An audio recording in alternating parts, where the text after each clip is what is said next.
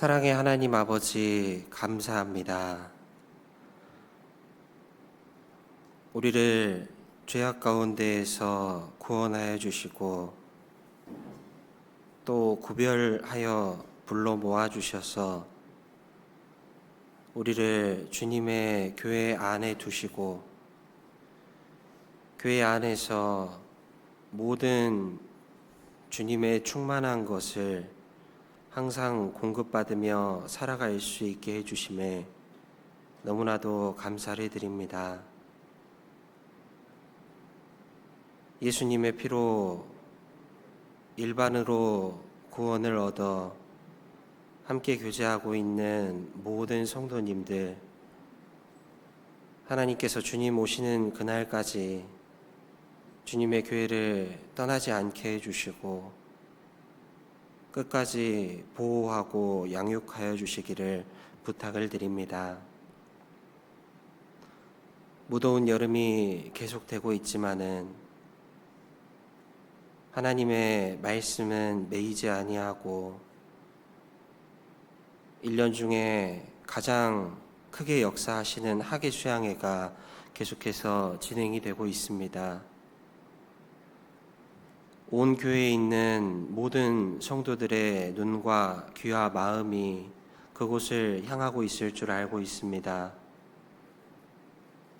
하나님의 모든 능력과 은혜가 그 가운데 부어질 수 있도록 해주시고 많은 영혼들이 그 앞으로 나와 하나님 앞에 무릎을 꿇고 구원을 얻을 수 있도록 크게 역사하여 주시기를 바랍니다. 또 수양회를 위해서 수고하는 모든 손길들 안에도 하나님께서 위로와 은혜를 더해 주시기를 바랍니다. 주의 날을 맞이하여 말씀과 교제로서 함께 나누고자 합니다. 각 사람에게 필요한 은혜를 공급하여 주시고 하나님의 말씀으로 은혜를 얻을 수 있게 해 주시기를 부탁을 드립니다.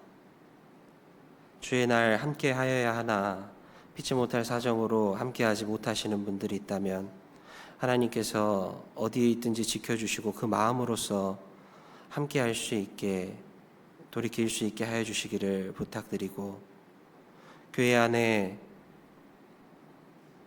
육신의 질병의 고통 가운데 있어서 힘들어하시는 분들 계시다면 하나님의 그 능력의 손길로서 어루만져 주시고 회복시켜 주시기를 간절하게 부탁을 드립니다. 마치는 시간까지 함께하여 주시기를 바라오며 예수님 이름으로 기도드립니다. 아멘. 성경 한 구절 같이 찾겠습니다. 에베소서 6장입니다. 성경 에베소서 6장입니다.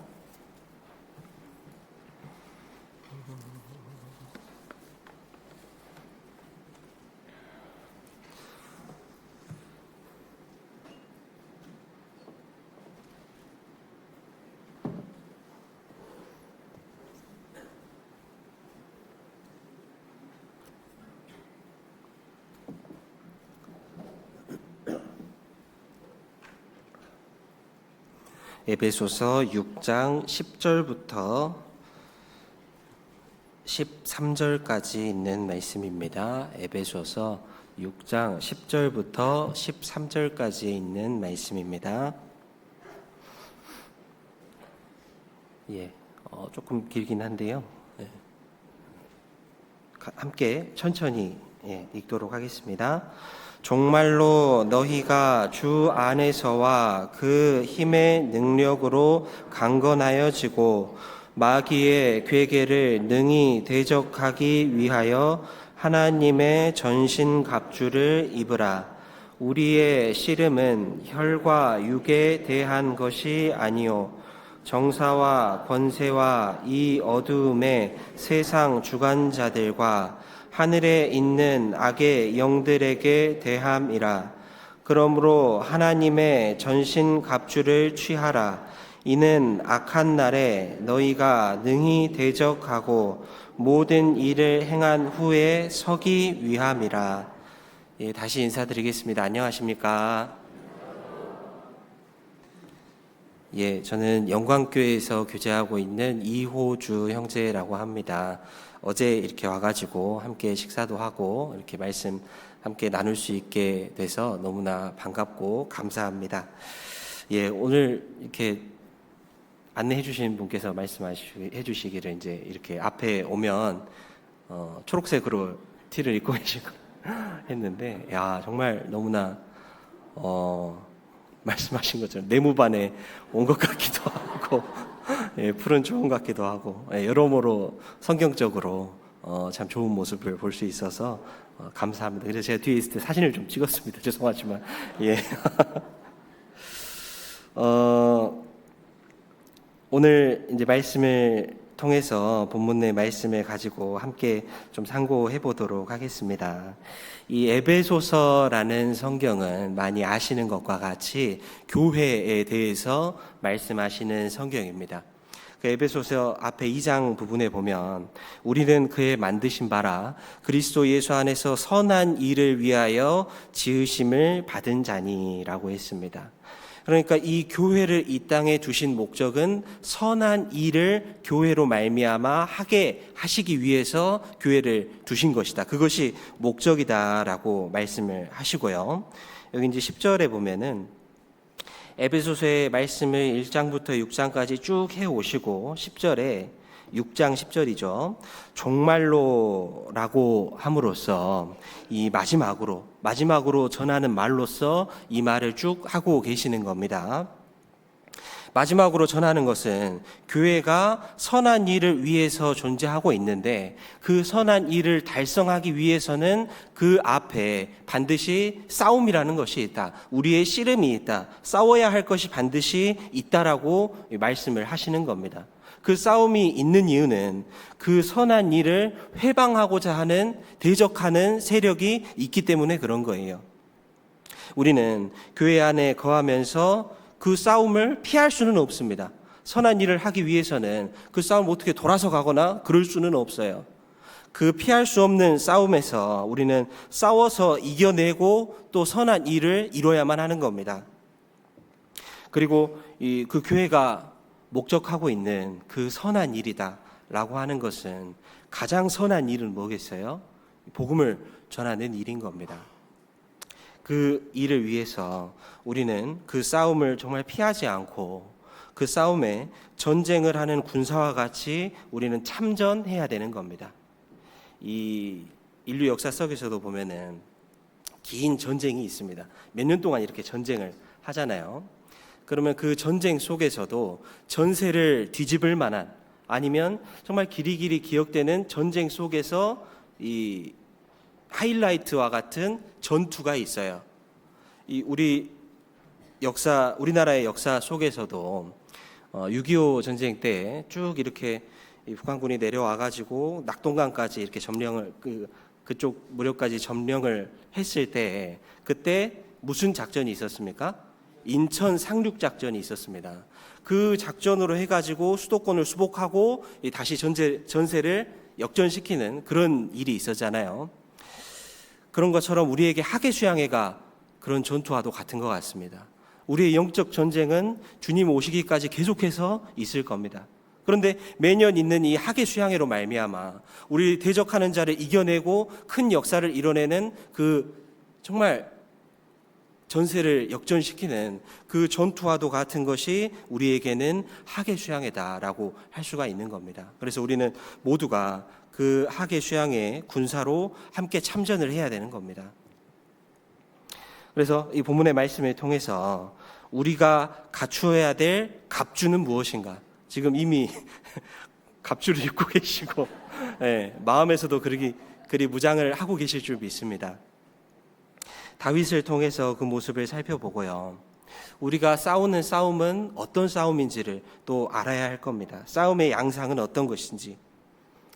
그리고 우리가 그 싸움을 치열하게 해낼 뿐만 아니라 그 싸움 끝에 가서도 우리는 마땅히 능히 서 있어야 하는 겁니다. 그런 내용들을 통해서 말씀을 상고를 해보도록 하겠습니다. 10절 말씀에 정말로 너희가 주 안에서와 그 힘의 능력으로 강건하여지고라고 했습니다. 주 안에서와 그 힘의 능력으로 강건하여지고, 우리는 싸움에 앞서서 먼저는 교회 안에서 확실하게 뿌리가 박히고 터가 굳어져서 확실하게 내가 그 위에 서야만 하는 겁니다. 그리고 강건하여지고라는 것처럼 내가 강해져야만 하는 거죠. 그런데 사람이 스스로 내가 강해질 수는 없는 거예요. 이 강건함이라는 것은 내 안에서 이렇게 나올 수 있는 것이 아닌 겁니다.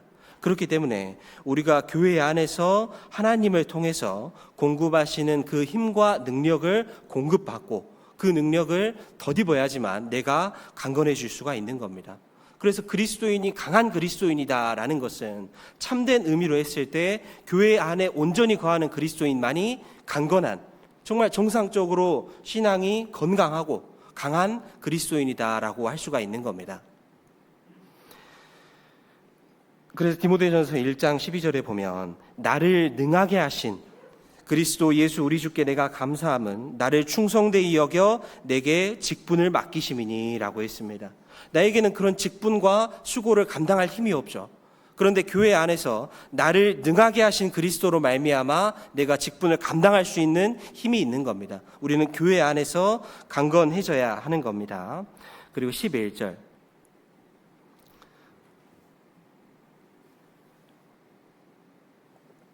마귀의 괴계를 능히 대적하기 위하여 하나님의 전신갑주를 입으라라고 했습니다. 여기서 이제 마귀의 괴계다라고 했는데, 이 괴계라는 것은 남을 속이는 간사한 꾀다라는 의미를 가지고 있는데요. 우리가 선한 일을 하고자 하지만은 그것을 회방하고 대적하고자 하는 자가 반드시 있습니다. 누굽니까? 바로 대적하는 자 마귀예요. 그는 악한 계획을 가지고 우리를 괴롭히고 그 일을 회방하는 겁니다.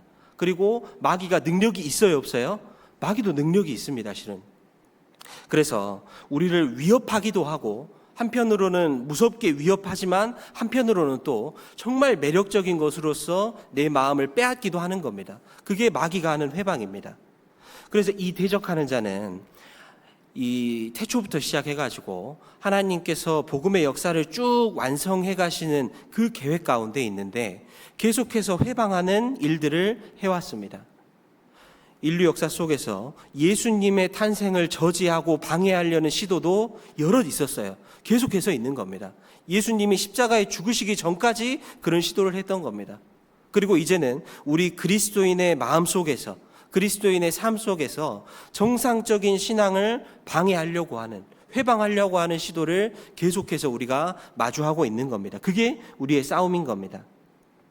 그래서 11절에 마귀의 계계를 능히 대적하기 위하여 하나님의 전신갑주를 입으라라고 했습니다. 우리는 그 마귀의 계계를 능히 대적할 수 있어야 됩니다. 그래서 대적하는 자를 우리도 대적할 힘이 있어야 하는 겁니다. 여기 에베소서 6장을 좀 잡아두시고 베드로전서 5장 말씀을 보시겠습니다. 베드로전서 5장 8절 9절입니다.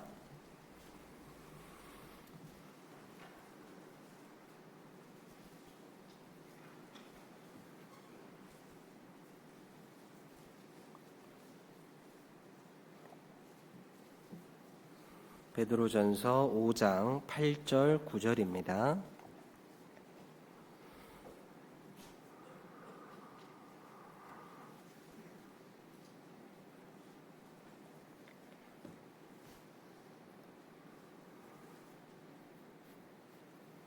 예, 찾으셨으면 천천히 함께 읽겠습니다. 근신하라 깨어라 너희 대적 마귀가 우는 사자같이 두루 다니며 삼킬 자를 찾나니 너희는 믿음을 굳게 하여 저를 대적하라. 이는 세상에 있는 너희 형제들도 동일한 고난을 당하는 줄을 알미니라.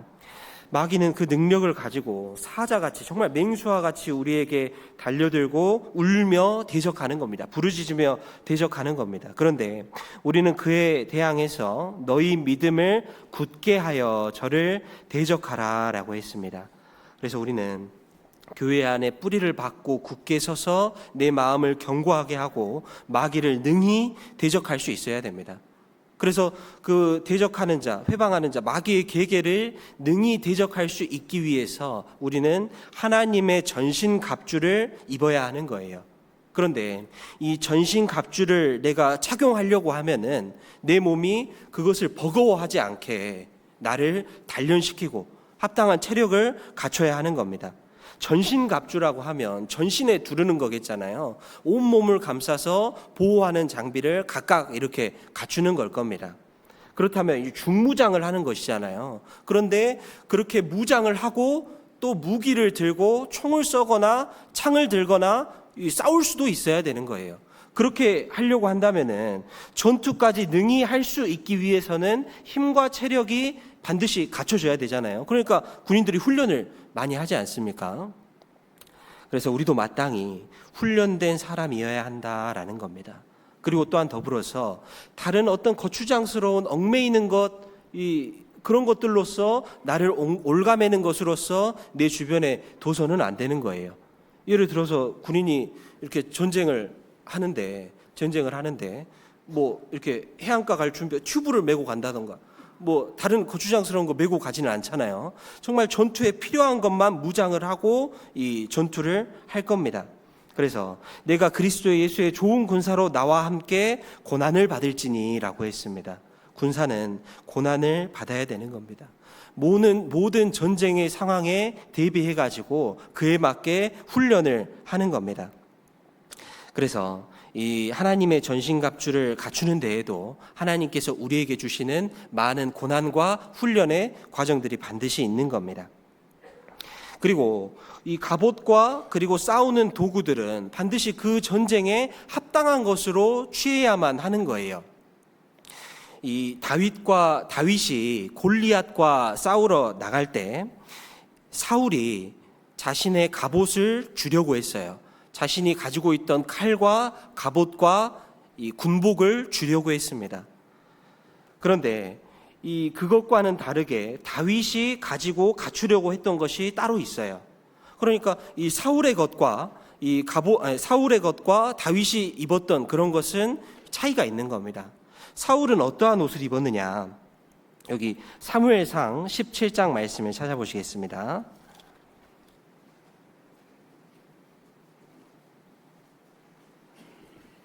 사무엘상 17장 38절 39절입니다. 사무엘상 17장 38절 39절입니다. 구약성경 436쪽 정도에 있습니다.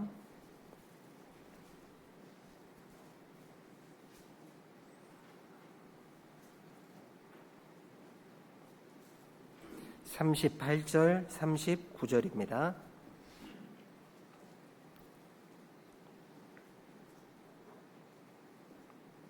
예, 제가 읽겠습니다. 이에 사울이 자기 군복을 다윗에게 입히고 노투구를 그 머리에 씌우고 또 그에게 갑옷을 입히며 다윗이 칼을 군복 위에 차고는 익숙치 못함으로 시험적으로 걸어보다가 사울에게 고하되 익숙치 못하니 이것을 입고 가지 못하겠나이다 하고 곧 벗고라고 있습니다. 사울이 자신이 자신의 몸에 맞게 항상 지니고 그리고 사용하는 무기, 그것은 실은 다윗에게는 맞지 않는 것이었습니다. 왜냐하면 실은 사울이 두르고 있던 갑주, 자신이 가지고 있던 그 전신 갑주는 실은 하나님께로부터 받은 것이 아니고 자기가 자기 힘으로 내는 것이었던 겁니다. 자기 이름을 내고 강한 자를 모으고 했던 겁니다. 실제로 사무엘상 13장을 보시면요, 앞으로 조금 넘기셔가지고 13장을 보시면요,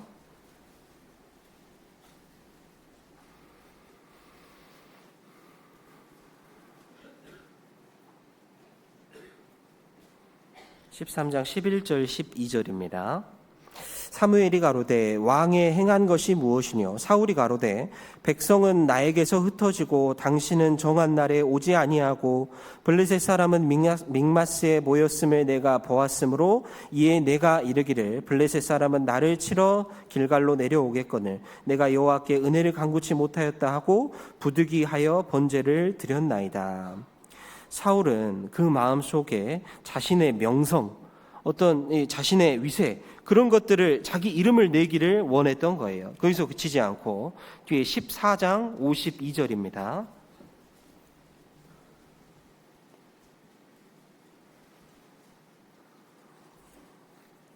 (14장 52절) 사울의 사는 날 동안에 블레셋 사람과 큰 싸움이 있었으므로 사울이 힘 있는 자나 용맹 있는 자를 보면 그들을 불러 모았더라. 사울은 자신의 입맛에 맞는 사람과 세력으로서 자신을 두르고 그것이 자신의 전신갑주가 되었던 거예요. 그리고 또 15장 12절입니다.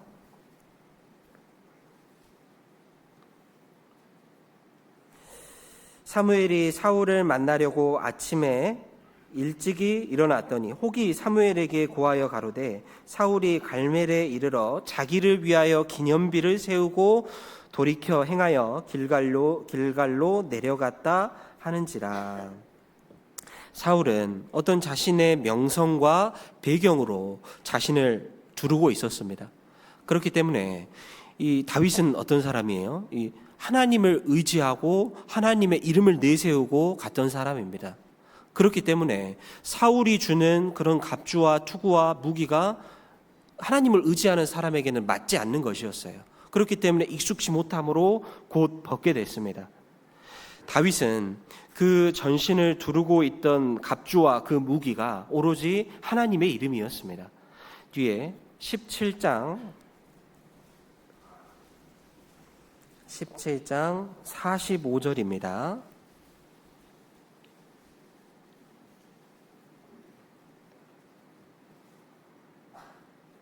(45절) 함께 읽겠습니다. 다윗이 블레셋 사람에게 이르되 너는 칼과 창과 단창으로 내게 오거니와 나는 만군의 여호와의 이름 곧 내가 모욕하는 이스라엘 군대의 하나님의 이름으로 내게 가노라. 47절도 제가 읽겠습니다. 또 여호와의 구원하심이 칼과 창에 있지 아니함을 이 무리로 알게 하리라.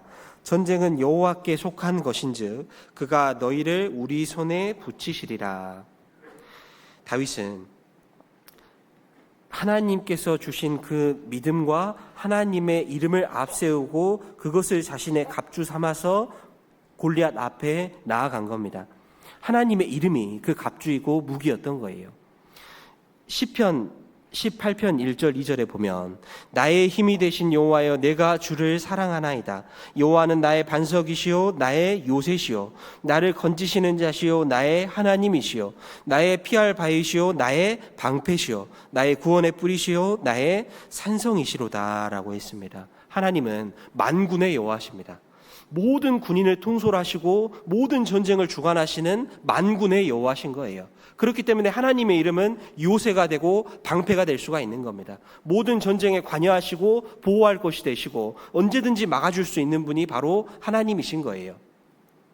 요새라는 것은 잠시 피할 수 있는 그런 안식처입니다. 전쟁 중에 피해서 물자를 보급받고 정비를 하고 나아갈 수 있게 하는 곳이 바로 요새인 거예요. 이 성과 같이 주둔할 수 있는 주거 지역이 아니고 싸움 중에 이용하는 그런 시설인 겁니다. 그렇기 때문에 잠시 머물러 있을 때 정말 튼튼하고 누구도 침범할 수 없는 안전한 곳이어야만 하는 거예요. 그것을 우리 눈에 보이게 우리에게 보여준 것이 바로 우리의 교회다라고 할 수 있을 겁니다. 전쟁 중에 위로를 얻고 싸움 중에 회복을 받고 모든 것을 공급받을 수 있는 것이 바로 이 교회가 되는 겁니다. 그리고 그 안에서 힘을 받고 충전해서 계속해서 우리는 싸움을 이어가야 하는 겁니다. 그래서 이 에베소서 5장에도 보면은 이 그리스도께서 교회를 보양함과 같이 하나니라고 했거든요. 그리스도께서 교회 안에 있는 성도를, 교회를 보호하고 양육해 주시는 겁니다. 모든 필요한 것을 다 공급받게 해주시는 겁니다. 전쟁 물자가 그 안에 다 들어있는 거예요. 그리고 하나님은 나의 방패시오라고 했습니다. 요새는 잠시 머물러서 힘을 충전하고 다시 나아가는 곳이다 라고 한다면은, 방패는 어때요? 실제로 전투 중에 나를 보호하고 앞세우고 막아서는 겁니다. 싸우는 중에 나를 방어하는 수단인 거예요. 전쟁 중에 나아가기 위해서는 반드시 나와서 전투를 벌려야만 하는 겁니다. 전진하는 군사에게 그를 보호해 줄 수단은 방패뿐인 거예요. 하나님은 어떤 것도 뚫을 수 없는 강한 방패가 되는 겁니다. 그래서 전쟁 중에는 그것을 잘 붙들고 있어야 하고 놓쳐서는 안 되는 겁니다. 그리고 항상 방패를 앞세우고 전진해야 되는 거예요. 우리가 모든 일에, 전투에, 그리고 모든 신앙생활 중에 하나님을 먼저 앞세우고 기도로 앞세우고 하나님이 가시면은 우리는 뒤따라가는 겁니다. 그래서 다윗도 전쟁을 할 때 뽕나무 위에서 걸음 걷는 소리가 들리거든 그 뒤를 따라가라 라고 했죠. 그래서 하나님이 먼저 앞서셔야만 하는, 하나님은 가장 강한 장수이고 만군의 여호와신 겁니다. 사무엘상 17장 또 40절입니다.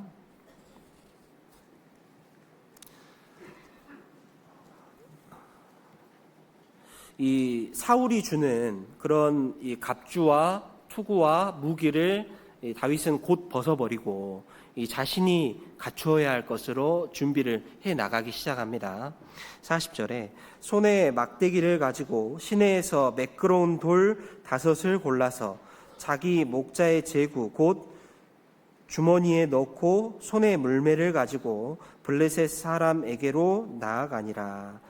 이 시내에서 막대기를 가지고 시내에서 매끄러운 돌을 골라서 가져왔습니다. 다윗은 그것을 하나하나 준비를 하면서 마음속에서 지금까지 나를 지켜주신 하나님, 하나님께서 나를 지금까지 어떻게 돌봐주시고 지켜주셨는가를 떠올리면서 전쟁을 상기하고 하나하나 준비를 했을 겁니다. 그리고 하나님을 의지하는 자신에게 가장 익숙한 것으로서 준비를 했던 거예요. 34절, 35절을 보시면요, 다윗은 이렇게 계속해서 전쟁을 준비해 왔습니다. 34절, 35절에 다윗이 사울에게 고하되 주의 종이 아비의 양을 지킬 때에 사자나 곰이 와서 양떼에서 새끼를 움키면 내가 따라가서 그것을 치고 그 입에서 새끼를 건져내었고 그것이 일어나 나를 해하고자 하면 내가 그 수염을 잡고 그것을 쳐 죽였었나이다. 다윗의 그 마음속에 사자나 곰의 이빨에서도 나를 건져주신 하나님은 지금도 나를 지켜주실 것이다. 그를 쳐서 반드시 이기게 하실 것이다. 그때 나를 지켜주신 하나님은 변치 않고 지금도 나를 지켜주실 것이다. 이 마음을 가지고 이 적군 앞에 나아갔을 겁니다. 그리고 다윗은 막대기를 가지고 있었죠. 내가 사망의 음침한 골짜기를 다닐지라도 해를 두려워하지 않을 것은 주께서 나와 함께 하심이라. 거기에 주의 지팡이와 막대기가 나를 안위하시나이다 라고 했습니다. 다윗이 가지고 있는 그 막대기는 그가 왕이 되기 이전에 젖 양을 기를 때부터 공교함과 그 손의 공교함과 마음의 성실함으로 그 전 양을 기를 때부터 막대기를 쥐고 있었던 거예요. 그것은 바로 하나님이 함께 하신다는 하나님의 능력과 보호와 임재의 표가 되었을 겁니다. 주님이 주신 무기이자 그것이 그의 보호가 되는 거예요.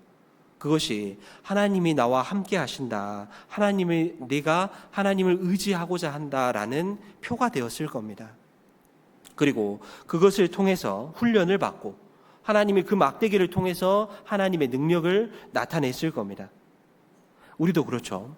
우리가 삶의 순간 속에서 하나님이 지금까지 나를 인도해 오시는 과정 속에서는 그 순간순간을 감당할 때에는 내가 신앙을 이어갈 수 있을까? 내가 삶을 이어갈 수 있을까?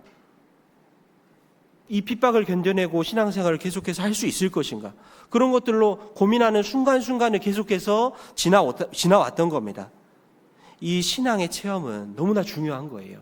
그때 나를 지켜주시고 지속하게 하신 그 하나님은 지금도 나를 지켜주시는 하나님이 맞는 겁니다. 변치 않고 지켜주시는 하나님이신 거예요. 그래서 그 체험들을 하나하나 뒤를 돌아다 보면은 하나님이 그때 나를 이렇게 지켜주셨구나. 그 하나님이 계셨구나. 그렇지 않았으면 내가 지금 이 자리에 있지 못했을 텐데, 이 마음이, 이것을 우리는 잊지 않고 가지고 있어야 하는 겁니다. 이후에, 그런 체험을 한 이후에도 그런 고난이 동일하게 찾아올 겁니다. 계속해서 고난이 찾아올 겁니다. 그 순간 통과할 때는 동일하게 힘들 거예요. 그런데 그때 나를 지켜주셨던 그 하나님은 지금도 나에게 동일한 원리로, 동일한 신앙의 모습으로 나를 지켜주실 것이 분명한 겁니다. 다윗은 그 마음을 가지고 골리앗 앞에 나가게 됐습니다.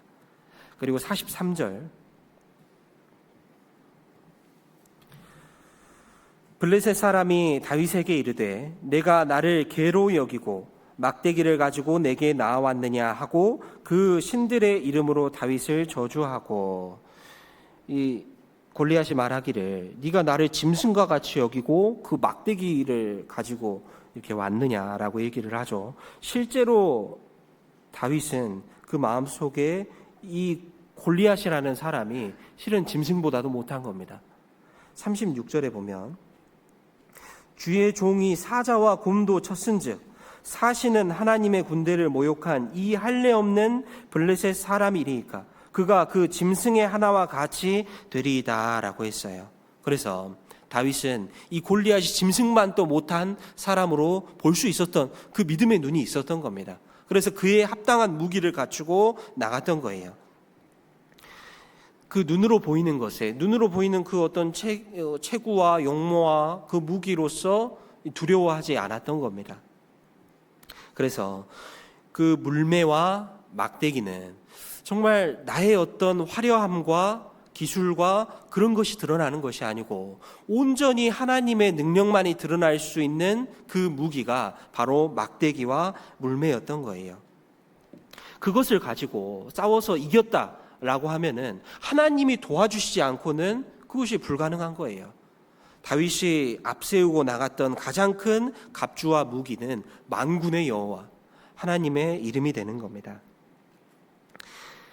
이 하나님의 이름을 대적하는 그 무기는 우리에게도 그런 겁니다. 우리가 나를 두르고 있는 어떤 좋은 환경을 갖춰야지, 그리고 물질적으로 풍요함을 가지고 있어야지, 그리고 사회적으로 높은 지위를 가지고 있어야지만이 하나님이 드러나는 것이 아니에요. 그걸로 싸움을 하는 것이 아닌 겁니다.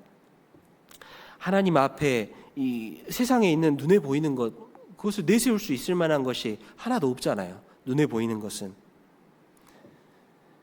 대적하는 자는 나의 어떤 그런 육신의 능력과 환경들, 그런 것을 보고 내게 다가오는 것이 아닙니다. 내가 아무리 그런 것으로 갖춘다 할지라도 마귀는 불화살을 쏘거든요. 마귀의 화전이 있어요. 그 화전, 이 화살이라는 것은 불화살이잖아요. 그 화살이라는 것은 실은 명중시키는 능력이 있습니다. 아합 왕이, 북이스라엘을 통치하던 아합 왕이 죽었을 때 그 아합 왕은 갑옷을 입고 있었어요. 그럼에도 불구하고 우연히 날아든 화살이 그 갑옷과 갑옷 사이를 찔러서 죽게 됐습니다. 그래서 우리가 눈에 보이는 것으로 아무리 촘촘하게 무장한다라고 할지라도 마귀는 나의 틈을 정확하게 알고 그 화살, 갑옷 사이로 화살을 쏘는 겁니다. 그렇기 때문에 우리는 눈에 보이는 것으로 무장하는 것이 아니고 하나님의 이름을 가장 높이고 하나님의 이름을 가장 중요하게 생각하는 것으로서 대적 앞에 방패를 삼고 요새를 삼아야 하는 겁니다. 마귀는 계속해서 나에게 불화살을 날립니다. 세상의 바쁜 것으로, 세상의 즐거운 것으로, 내 생활의 염려로, 그런 것들로서 내 마음을 빼앗고 내 마음의 시간과 자리를 계속해서 차지하려고 하는 거예요.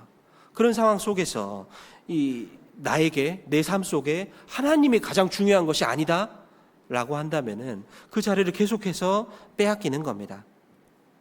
계속해서 그렇게 되다 보면 정상적인 그리스도인의 삶. 옆에 저 자매는 저렇게 안 사는데 나는 왜 이러지? 정상적인 저 옆에 형제는 저렇게 사는데 나는 왜 그러지? 정상적인 그리스도인의 삶과는 계속해서 멀어지는 겁니다. 우리가 세상을 살면서 중요한 것들이 정말 많이 있습니다. 우리가 이 생활을 영위하는 그런 것들도 너무나 중요하죠. 그런데 중요한 것 위에 성경에는 더 중요한 것이 있는 겁니다. 좋은 방법이 있지만 성경에는 더 좋은 방법이 항상 있는 겁니다. 그것이 하나님의 이름인 거예요. 하나님의 이름을 앞세우는 거예요. 이렇게 다윗이 갖추고 있는 그 갑주와 무기들은 사울의 것과는 다른 겁니다. 사울이 자신의 힘으로, 자신의 세력으로, 자신의 이름으로 갑주를 갖추었다라고 한다면은 이 다윗은 하나님의 이름으로, 하나님을 가장 중히 여기는 것으로서 자신을 두르고 무장했던 거예요. 우리도 이 전쟁에 앞서서 대적하는 자, 그 마귀의 계계에 능히 대적하는 방법은 바로 하나님의 이름으로 나를 두르는 겁니다. 하나님을 가장 중요하게 생각해야 되는 겁니다. 에베소서 6장 말씀으로 다시 돌아가 보겠습니다. 잡아두셨던 본문의 말씀 에베소서 6장 말씀으로 다시 돌아가 보시겠습니다.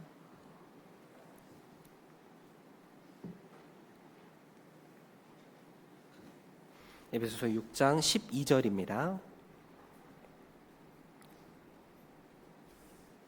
12절 말씀 함께 읽겠습니다.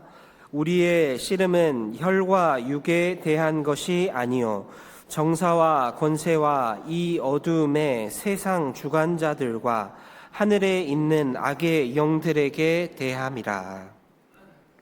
이렇게 우리가 무장을 하고 이 교회가 선한 일을 하는데 그것을 대적하고 있는 그 씨름 그리고 그 싸움은 눈에 보이는 그런 다툼은 아닙니다.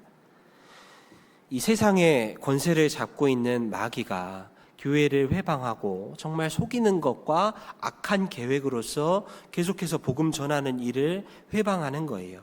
그리고 그를 따르는 악의 영들, 그 귀신들도 우리를 대적하는 일들을 하고 있는 겁니다. 그것에 맞서서 우리는 치열한 영적 전쟁을 하고 있는 겁니다. 눈에 보이지 않는 싸움인 겁니다. 그래서 고린도후서 10장입니다. 앞으로 조금 넘기셔서 고린도후서 10장 3절로 5절입니다. 신약성경 296쪽 정도에 있습니다. 고린도후서 10장 3절로 5절입니다.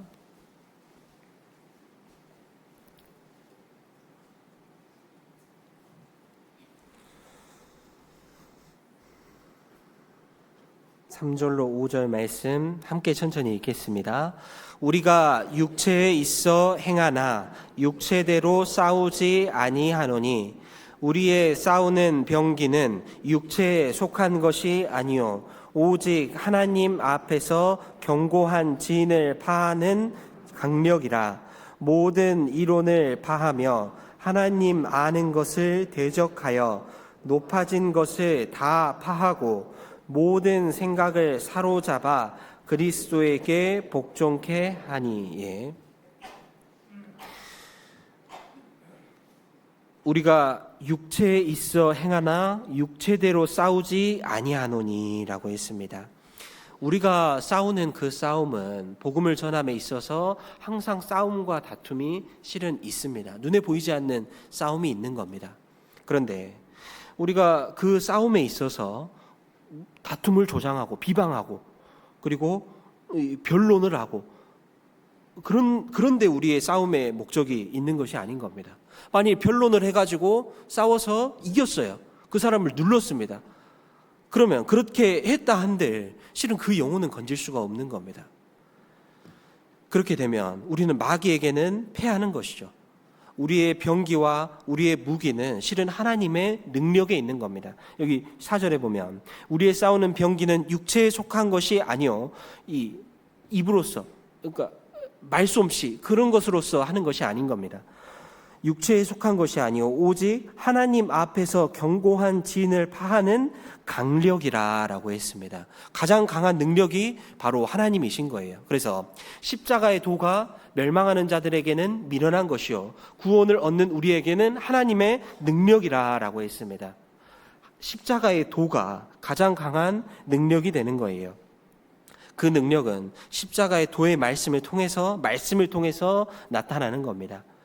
그리고 마귀는 그 하나님의 복음을 전하는 그 길목에 있어서 견고한 진을 치고 있어요. 이 보면은 견고한 진을 파하는 강력이다라고 했죠. 이 하나님께 나가는 길에 있어서 견고한 진을 치고 있는 겁니다. 이 시대의 모습이 정말로 그런 것 같습니다. 그 견고한 진은 하나님을 찾을 필요가 없도록 여기 보면은 모든 이론이 있고 하나님을 아는 것을 대적하는 것이 있고 높아진 것이 있고 모든 생각이 있다라고 하죠. 그러니까 갖가지 이론으로 해가지고 하나님께 관심이 없게 만들고 말씀을 대적하게 만들고 그리고 각종 세상의 어떤 분위기, 풍조 그리고 철학과 헛된 속임수로 인문학, 무슨 심리학 그리고 여러 가지 학문들이 많이 있죠. 정말 그 교양 있어 보이는 그런 것들이 많이 쏟아져 나오고 있는 겁니다.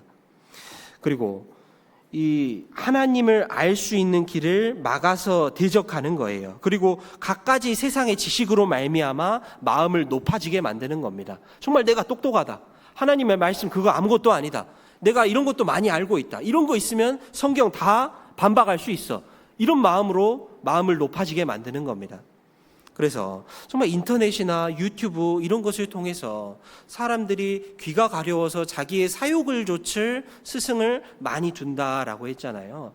그런 것처럼 어디나 인터넷이나 유튜브 들어가기만 하면은 그런 어떤 지식들이 많이 쏟아져 나와요. 그런데 실은 그런 매체를 통해서 나오는 지식과 어떤 정보들은 책임을 지지 않습니다. 이런 것을 수용해서 사람이 어떻게 된다 한들 아무런 책임을 지지 않아요. 그리고 근거가 어디가 있는지도 모릅니다. 그런 것을 가지고 사람들은 마음의 양식을 삼고 마음이 높아져서 하나님을 아는 것에 대적하게 하는 거예요. 그리고 또 어떤 요즘에 어떤 개인 방송을 하는 몇몇의 사람들을 보면은 과학, 물리학 이런 것을 이렇게 사람들에게 설명을 해주는데 어떤 인생에 대한 모든 현상들, 사회의 현상들, 심지어는 죽음과 삶 그리고 이 천국과 지옥, 영원한 세계 이런 것들도 물리학으로 접근하고 과학으로 접근해서 풀 수 있다라고 만드는 그런 아주 교만한 사람들도 있는 겁니다.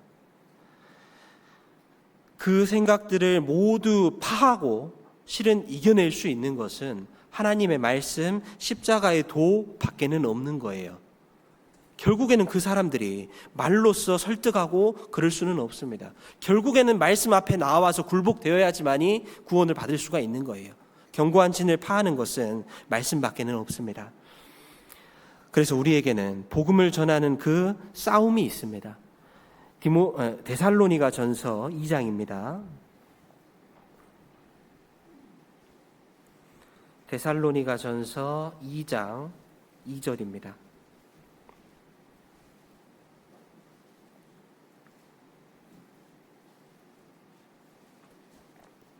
데살로니가 전서 2장 2절입니다.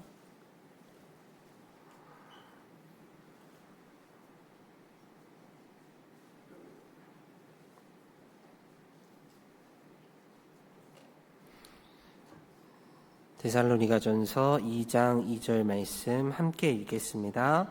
너희 아는 바와 같이 우리가 먼저 빌립보에서 고난과 능욕을 당하였으나 우리 하나님을 힘입어 많은 싸움 중에 하나님의 복음을 너희에게 말하였노라. 우리가 그 도를 전하는 과정 속에서 그런 견고한 진을 가진 사람들로부터 고난과 능욕을 당합니다. 그런 싸움을 반드시 겪게 되는 겁니다. 이 사도 바울 일행은 복음을 전하면서 많은 고난과 능욕을 당했어요. 이 말씀에 보면 먼저 빌립보에서라고 했죠. 빌립보에서도 귀신이 들린 사람으로부터 정신적으로 괴롭힘을 많이 당하고 또 그 귀신을 쫓아나가게 했더니 또 감옥에 갇히고 고난을 당하고 하는 일들도 있었습니다. 또 데살로니가로 가서 복음을 전하자 그 소문을 듣고 유대인들이 쫓아와 가지고 구원받은 그리스도인 야손이라는 형제와 그 집 사람들을 잡아다가 문책하고 고초를 당하게 하고 결국에는 많은 보석금을 주고 풀려나게 됐던 그런 일들이 있는 겁니다. 복음을 전하는 그 자리에는 순탄하게 이렇게 되는 것이 아니고 어떻게 해서든 고난과 능욕을 당하는 것이 올바른 모습이고 반드시 그런 것이 있는 겁니다. 현대를 살아가는 우리 또한 이 복음을 전하는 과정에서, 가정에서 또는 집안에서, 이웃들 사이에서 소동이 일어날 수도 있는 겁니다. 어떻게 소문이 잘못 퍼져가지고 직장에서 저 사람 피해 다니라고, 저 사람 잡히면 교회 가야 된다고 그럴 수도 있고, 동네에서도 저 아줌마 조심하라고 그럴 수도 있고, 이렇게 외면을 당하고 무시를 당하고 낙인이 찍혀가지고 이렇게 괴로워하는 일도 있고 그럴 겁니다.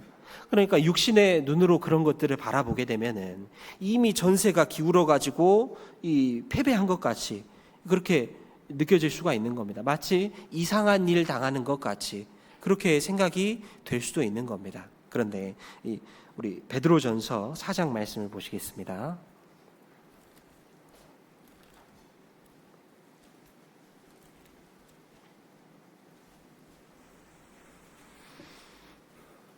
베드로전서 4장 12절부터입니다.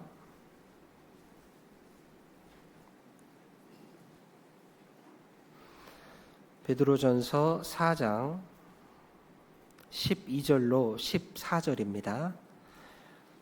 함께 읽겠습니다. 사랑하는 자들아, 너희를 시련하려고 오는 불시험을 이상한 일 당하는 것 같이 오직 너희가 그리스도의 고난에 참여하는 것으로 즐거워하라. 이는 그의 영광을 나타내실 때에 너희로 즐거워하고 기뻐하게 하려 함이라. 너희가 그리스도의 이름으로 욕을 받으면 복 있는 자로다. 영광의 영 곧 하나님의 영이 너희 위에 계심이라.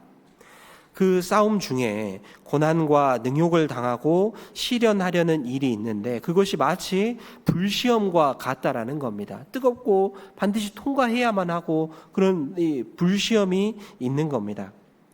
그런데 그것이 이상한 일이 아니고 정말 고난에 참여함으로써 영광을 얻는 일이다 라고 말씀을 해주시는 거예요.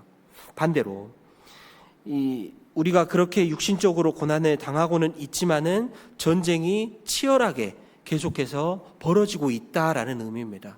그리고 내가 아직 포기하지 않았다라는 겁니다.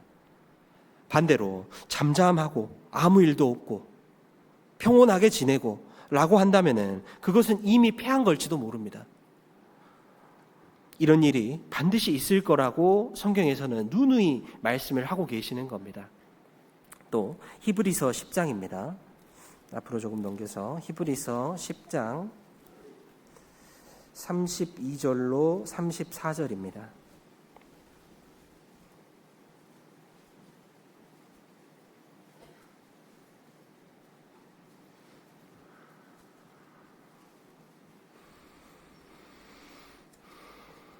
(32절로 34절) 같이 읽겠습니다. 전날에 너희가 빛을 받은 후에 고난의 큰 싸움에 참은 것을 생각하라. 혹 비방과 환난으로서 사람에게 구경거리가 되고 혹 이런 형편에 있는 자들로 사귀는 자 되었으니 너희가 갇힌 자를 동정하고 너희 산업을 빼앗기는 것도 기쁘게 당한 것은 더 낫고 영구한 산업이 있는 줄 알미라. 전나래라고 하죠. 이 전나래, 그러니까 초대교회로부터 해서 전나래에 살아온 그리스도인, 그리고 지금 여기 앉아 계시는 모든 성도님들이 그런 싸움을 이미 겪어왔습니다. 그래서 지금까지 이 자리에 있는 겁니다. 그리고 지금도 가장 치열한 전투와 전쟁이 진행이 되고 있습니다. 그 과정에서 정말 각각의 전투를 승리하고 살아 계신 분들이 여기에 지금 앉아 계실 겁니다. 큰 싸움이 계속해서 있어 왔고, 그 큰 싸움을 저와 같은 세대도 어른들의 그 큰 싸움을 지켜보고 그 믿음의 소문을 듣고 자라왔습니다. 그 싸움은 계속해서 있어야 되는 겁니다. 빌립보서 1장입니다.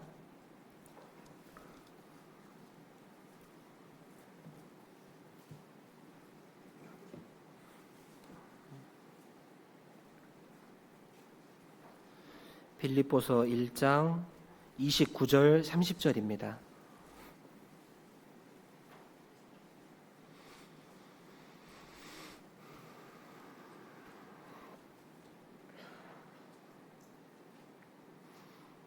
빌립보서 1장 29절 30절입니다. 함께 읽겠습니다. 그리스도를 위하여 너희에게 은혜를 주신 것은 다만 그를 믿을 뿐 아니라 또한 그를 위하여 고난도 받게 하심이라. 너희에게도 같은 싸움이 있으니 너희가 내 안에서 본 바요 이제도 내 안에서 듣는 바니라. 이전 세대에도 그렇고 지금 세대에도 그 싸움은 계속해서 진행이 되고 있는 겁니다. 너희에게도 같은 싸움이 있으니 라고 했습니다. 이제 중동 지역에 전쟁이 계속되고 있는데 그 전쟁을 보면은 예전에 6.25 전쟁 할 때랑은 좀 싸움의 모습이 많이 다르죠. 그런 것처럼 세상에서도 전쟁의 모습이 발전되고 고도화되고 지식의 싸움이 되고 그렇게 되어가고 있는데 우리 그리스도인의 싸움도 점점 더 마귀의 괴계가 고도화돼 가는 것 같습니다. 점점 더 발달하고 치밀해져 가는 것 같습니다. 전에 있던 싸움은 초대교회에서도 그렇고 환난을 겪고 구경거리가 되고 갇힌바 되고 산업을 빼앗기기도 하고 그렇게 위협하는 모습으로 무서운 모습으로 다가왔었을 겁니다.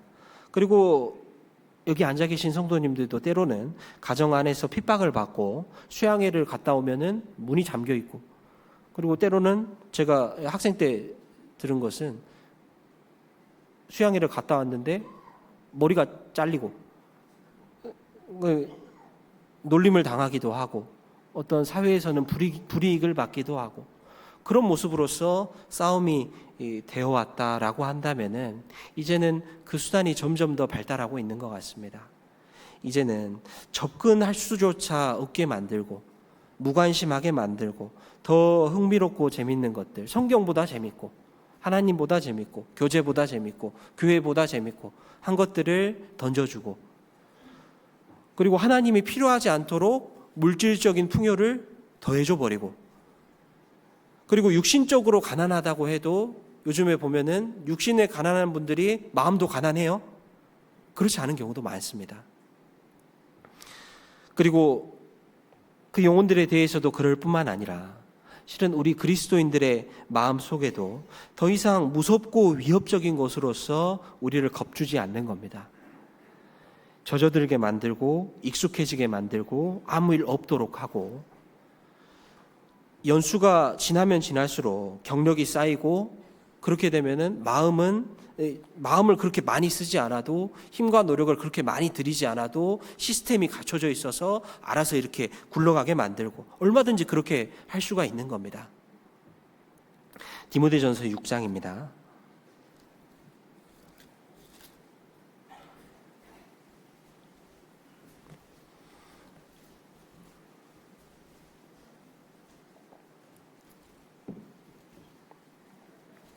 디모데전서 6장 12절입니다.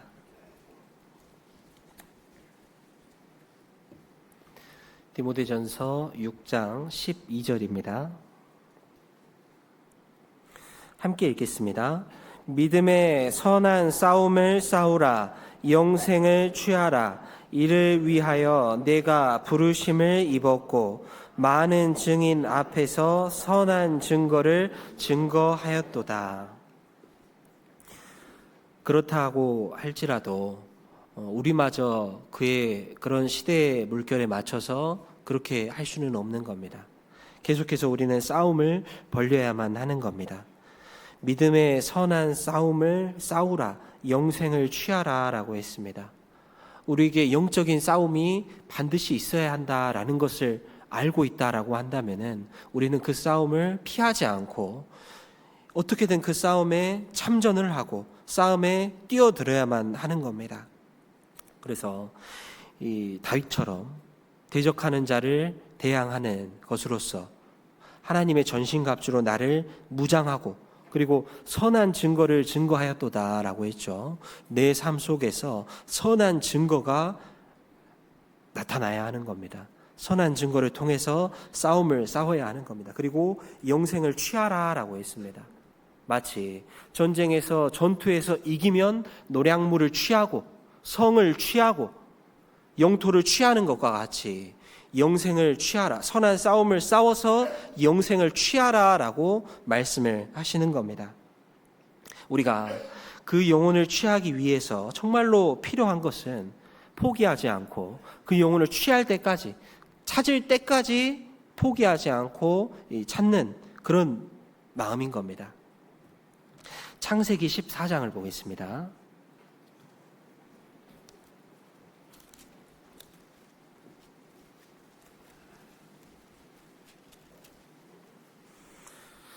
창세기 14장 14절로 16절입니다.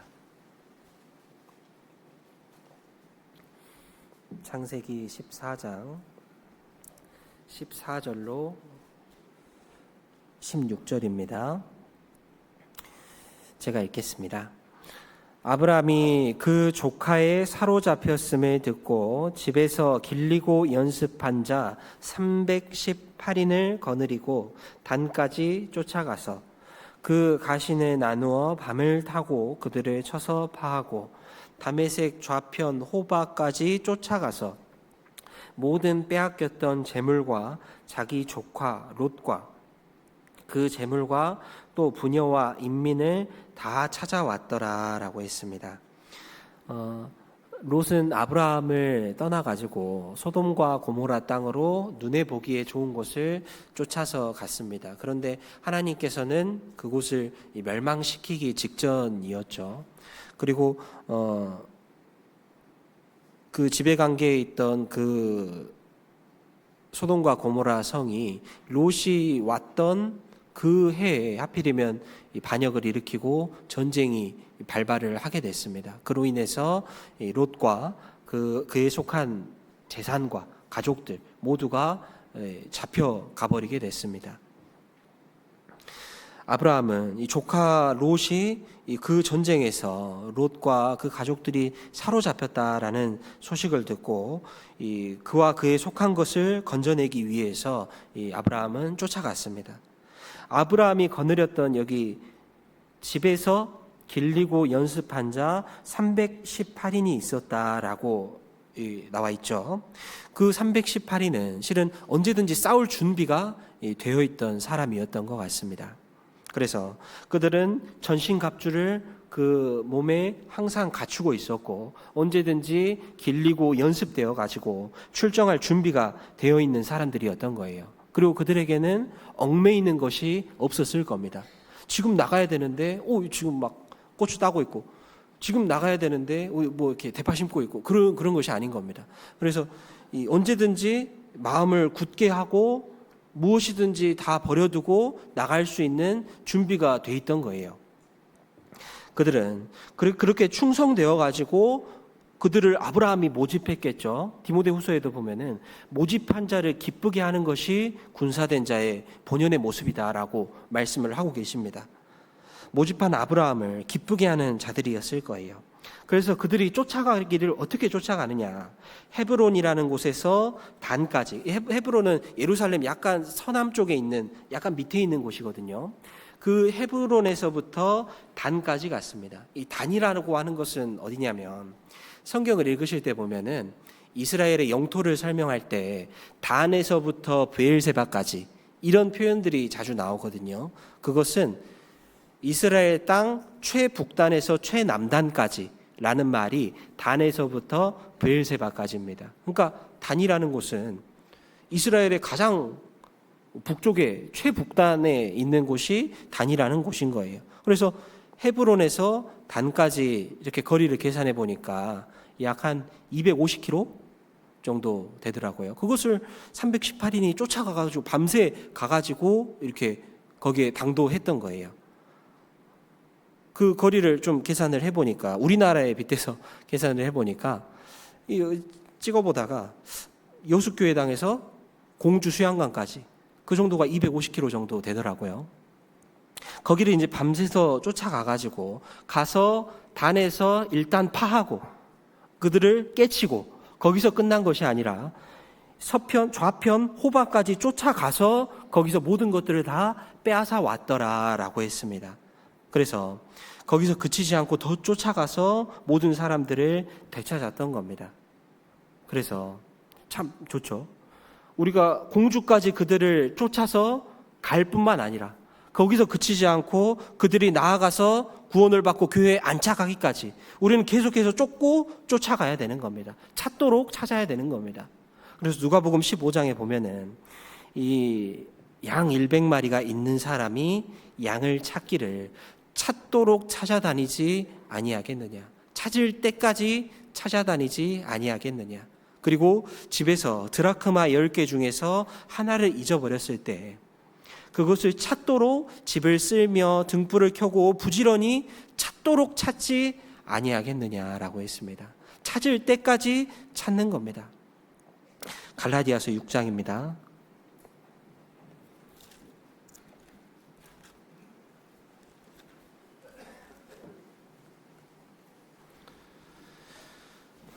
갈라디아서 6장 9절입니다.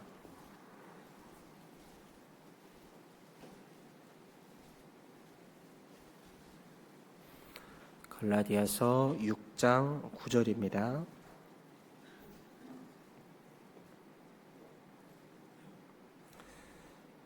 함께 읽겠습니다. 우리가 선을 행하되 낙심하지 말지니 피곤하지 아니하면 때가 이름에 거두리라. 여기에 이 피곤하지 아니하면이라는 말씀은 다른 번역을 좀 살펴보면 포기하지 아니하면으로도 번역을 할 수가 있습니다. 교회에 맡기신 선한 일은 복음을 전하는 것이다 라고 말씀을 드렸습니다. 그 과정에서 이 낙심하지 말지니 피곤하지 아니하면, 그러니까 그 선을 행하는 과정, 그 선한 목적을 이루는 과정 속에서 얼마나 낙심하고 피곤할 일이 실은 많이 있겠어요.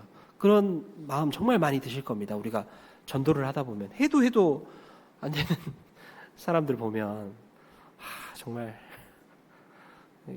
이것만 아니었으면 그런 경우가 많이 있잖아요. 그렇게 포기하고 낙심할 만한 일이 충분히 있습니다. 그럼에도 불구하고 우리가 마음을 굳게 하고 정말 그 싸움 가운데 하나님의 전신갑주를 내 마음에 무장을 하고 그것을 뚫고 지나갈 수가 있어야 되는 겁니다. 낙심과 피곤이라는 것을 뚫고 또 돌파해서 포기하지 않고 찾을 때까지 찾도록 찾아야 하는 겁니다. 다윗의 새 용사도 그 샘물 하나를 찾아오기 위해서 정말 다윗에 대한 충성심과 주를 사랑하는 마음으로 해서 군대를 격돌하고 돌파해서 그 물을 가져다가 드렸잖아요. 이 생명을 드린 겁니다. 그런 것처럼 우리도 정말 전신갑주로 무장을 하고 뚫고 들어가야 하는 겁니다. 그리고 출애굽기 17장입니다.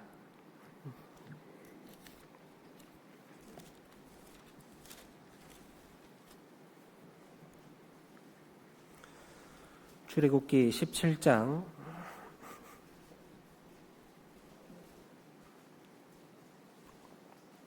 11절 12절입니다.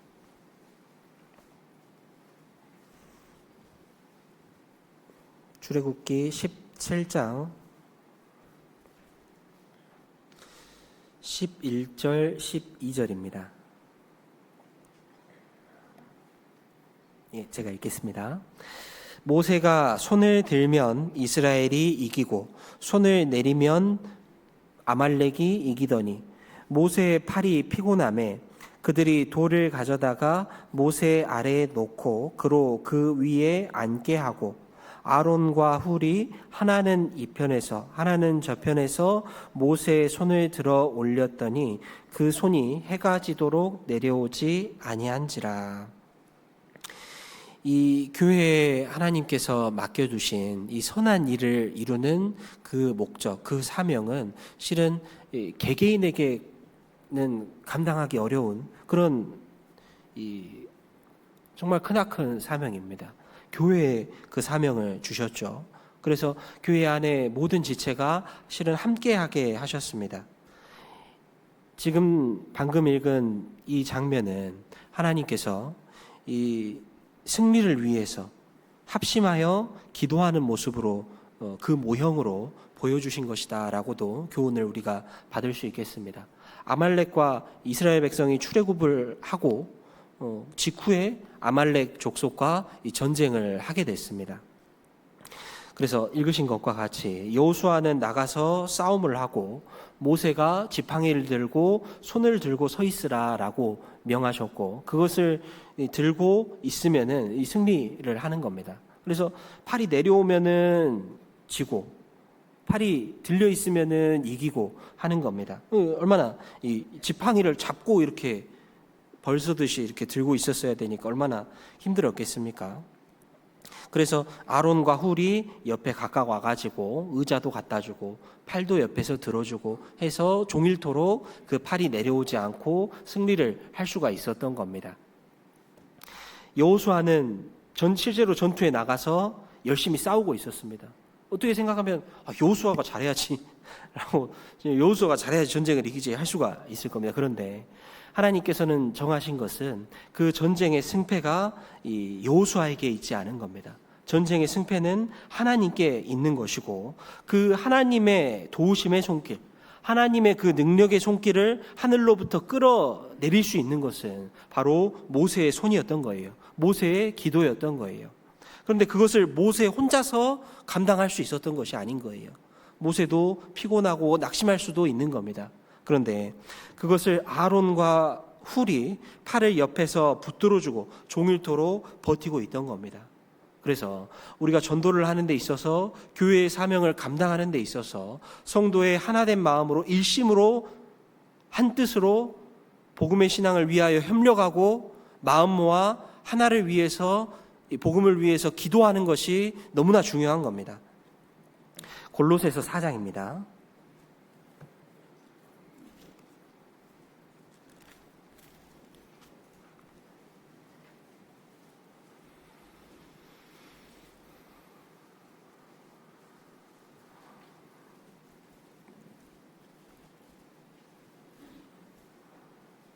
골로새서 4장 3절입니다.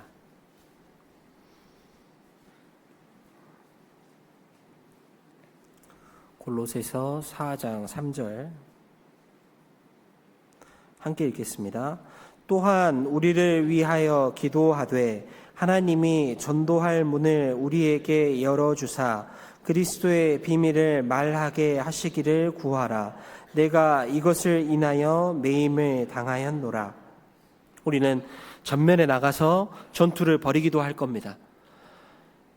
전투를 벌이는 것과 동시에 우리는 하나님께서 그 전도의 문을 열어주시기를 함께 기도해야 하는 겁니다.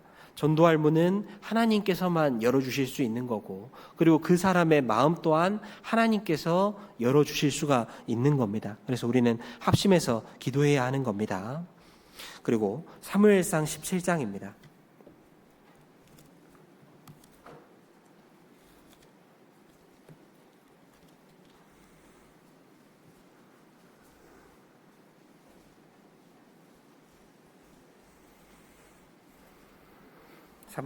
사무엘상 17장 4절입니다.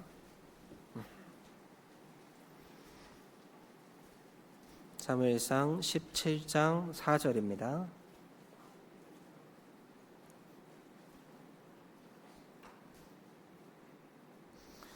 4절 말씀 함께 읽겠습니다.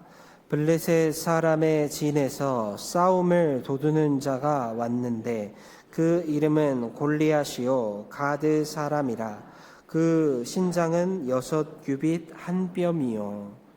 그리고 이제 11절에 보면요, 그 골리앗이 나왔을 때 이스라엘 백성들은 어떤 모습이었냐? 사울과 온 이스라엘이 블레셋 사람의 이 말을 듣고 놀라 크게 두려워하니라 라고 했습니다.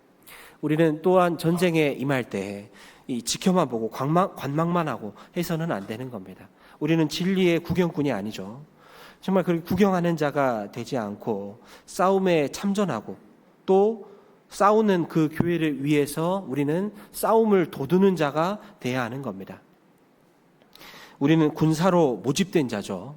이 골리앗이라는 장수는 비록 원수의 편에 서서 나오기는 했지만은 그 골리앗이 있음으로 인해서 그 블레셋 사람은 그들에게는 아주 든든하고 안심이 되고 그리고 사기가 올라가고 두려움이 싹 사라지는 그런 이 전장이 되었을 겁니다. 골리앗은 싸움을 도두는 자였어요. 블레셋 사람들에게 용기를 불어넣어주고 정말 연약하고 겁먹은 사람도 일으켜주는 그런 사람이 되었을 겁니다. 이 전쟁을 하는데 만일 한편에서 영웅과 같은 사람이 일어난다라고 한다면은 다른 한편은 의기소침해지고 기가 죽고 이 마음이 위축될 겁니다. 이스라엘 사람들이 그랬던 겁니다. 그렇게 위축되어 있다가 다윗이 나왔을 때 다윗이 나와가지고 골리앗을 쓰러뜨리자. 처음에 다윗이 나왔을 때는 저 조그만 소년이 무엇을 할 수 있겠나라고 생각을 했지만은 그 다윗은 하나님을 의지하고 전신갑주를 갖추고 그 전세를 역전시키고 그 소년 한 사람이 이스라엘 전체의 연약한 무릎을 일으켜 세우는 일을 했던 겁니다. 골리앗이 그쪽 편에서 싸움을 도두는 자였다가 이제는 다윗이 이스라엘 편에서 싸움을 도두는 자가 돼가지고 결국에는 승리를 하게 만들었던 겁니다. 하계 수양회를 앞두고 여기 앉아있는 우리 모두가 실은 싸움을 도두는 자가 돼야 합니다. 우리가 아니라 예를 들어서 우리가 아니라 대적하는 자, 저편에서 마귀가 괴계를 더 험악하게 쓰고 싸움을 막 도두고 한다면은 우리 쪽에서 더 위축되고 힘이 빠질 겁니다. 그런데 그것에 굴하지 않고 우리 성도들 가운데서 싸움을 도두는 자가 나오고 힘을 부추겨주고 무릎을 일으켜주고 연약한 자를 더 세워주고 하나님을 더 강하게 의지하게 하고 한다면은 우리는 싸움의 흐름을 우리 쪽으로 가져올 수가 있는 겁니다. 그래서 이렇게 티셔츠도 입고 오셨죠. 전세를 기울이고자 하는 겁니다. 우리 쪽으로. 본문의 말씀으로 다시 돌아가 보겠습니다. 에베소서 6장입니다.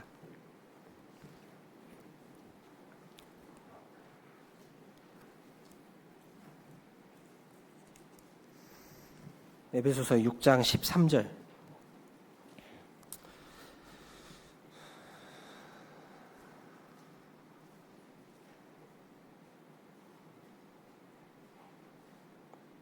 함께 읽겠습니다. 그러므로 하나님의 전신갑주를 취하라. 이는 악한 날에 너희가 능히 대적하고 모든 일을 행한 후에 서기 위함이라. 우리는 이 영적 전쟁, 모든 전투에 있어서 우리는 마음이 무장되어서 각오를 반드시 해야 됩니다. 우리가 복음을 전할라 치면은 우리 앞에 고난과 능욕과 수고가 희생이 있을 것이 분명해요, 흐릿해요? 분명한 겁니다. 눈에 불을 보듯이 뻔한 것이 우리가 고생하고 희생하는 모습인 겁니다. 하계 수양에서 누구 하나 챙겨서 전도한다고 하면은 이렇게 간식도 해야 되고 이렇게 부채질도 해줘야 되고 자리도 봐줘야 되고 밥도 타다 줘야 되고 모든 것을 다 동원이 되고 온 신경이 거기에 쓰이잖아요. 그렇게 힘들 것이 당연히 예상이 됩니다. 하지만은 우리 마음속에서 무장해가지고 그렇게 하는 것이 가장 귀한 일이다. 그렇게 하는 것이 하나님 앞에 영광 돌릴 일이다.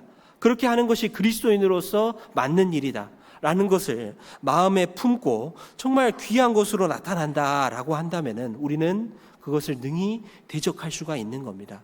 우리 마음속에 정말 전신갑주를 반드시 갖추고 악한 날에 너희가 능히 대적하고 능히 대적해야 하는 겁니다. 이것을 쩔쩔매는 것이 아니고 담대하게 내 마음속에 갑옷을 갖추고 능히 통과해야 하는 겁니다. 그리고 마지막으로 디모데후서 4장을 좀 보시겠습니다.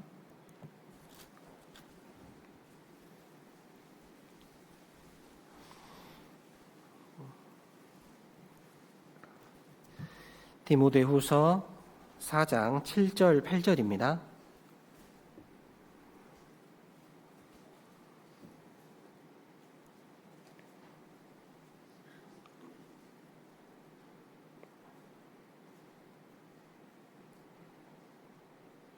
함께 읽겠습니다. 내가 선한 싸움을 싸우고 나의 달려갈 길을 마치고 믿음을 지켰으니 이제 후로는 나를 위하여 의의 면류관이 예비되었으므로 주 곧 의로우신 재판장이 그 날에 내게 주실 것이니 내게만 아니라 주의 나타나심을 사모하는 모든 자에게니라. 이 싸움을 마치고 나서 나 자신도 또한 서 있어야 되는 겁니다. 모든 전쟁을 마친 뒤에 내가 서 있어야 되는 겁니다. 전쟁이라는 것도 그렇습니다. 이 전쟁이 몇 년 동안 이어지는데 각각의 전투들이 이렇게 있는 거예요. 그리고 전쟁이 맞춰지게 되는 시점이 있는 겁니다. 우리도 주님 오시는 그날까지 영적 전쟁이 계속될 겁니다. 그 중간중간에 있는 전투들이 우리에게도 있습니다. 그런데 그것이 한 번으로 끝나는 것은 아닌 거예요. 앞으로도 계속해서 그 싸움들이 반드시 있을 겁니다. 그렇기 때문에 전투 하나 끝나고 나가 떨어지고 하나 끝나고 나가 떨어지고 그래서는 안 되는 겁니다. 긴 영적 전쟁 이것이 맞춰지기까지 우리는 교회 안에 굳건히 서고 서로를 북돋아주고 싸움을 도두는 자가 되어서 함께 해나가야 하는 겁니다. 그래서 우리가 끝까지 그 영적 전쟁을 잘 마치고 믿음에 굳게 서서 그 승전가를 함께 부를 수가 있어야 되는 겁니다. 그래서 이 여름은 점점 뜨거워지지만은 이 학예 수양에 모두 다가 참전합시다. 여기까지 말씀 마치고 기도하시겠습니다.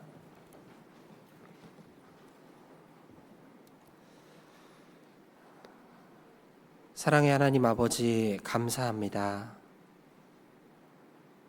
하나님 우리를 구별되어 모아주시고 충성된 일꾼 그리고 군사로 모집해 주셔서 주님께서 명하신 복음의 사명을 능히 감당하게 해 주셨습니다. 교회 안에서 필요한 모든 것을 얻게 하여 주시고 주님 공급하시는 힘과 능력으로 하여 마귀를 대적하고 능히 싸움에서 승리하고 온전히 주 안에 설 수 있도록 도와주시기를 부탁을 드립니다. 교회 안에서 목표하고 있는 주님 안의 모든 선한 표대들 하나님께서 함께 해주시고 그것을 이룰 수 있도록 그것보다 더할 수 있도록 하나님께서 함께하여 주시기를 부탁을 드립니다. 이후에 있는 모든 시간 또한 하나님의 은혜로 채워주십시오. 예수님 이름으로 기도드립니다. 아멘.